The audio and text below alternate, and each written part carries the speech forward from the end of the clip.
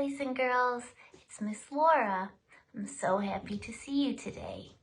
Today I want to introduce you to two of my friends. My friend Jack and my friend Jill. These are two little blackbirds. Today I'm going to teach you a fun little finger play to do with my friends Jack and Jill. Okay? This is how it goes. Two little blackbirds sitting on a hill.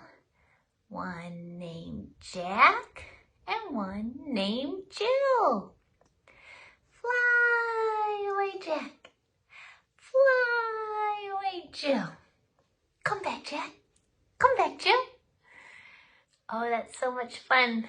We couldn't see them for a minute and then they came back.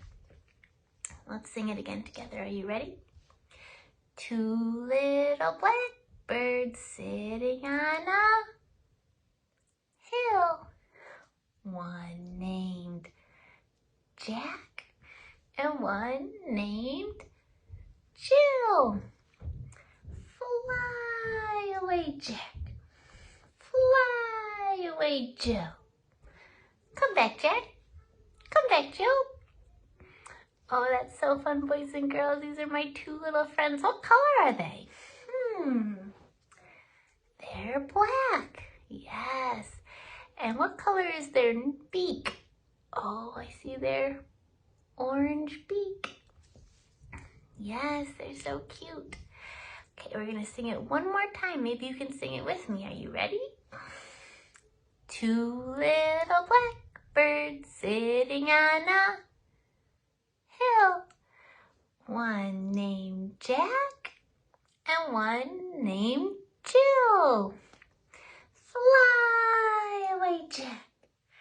Fly away, Jill. Come back, Jack.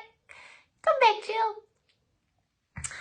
Okay, my friends, if you want to make blackbirds, these are just puffballs with fun eyes and a little bit of a felt nose. If you'd like to borrow some, I have a whole bag.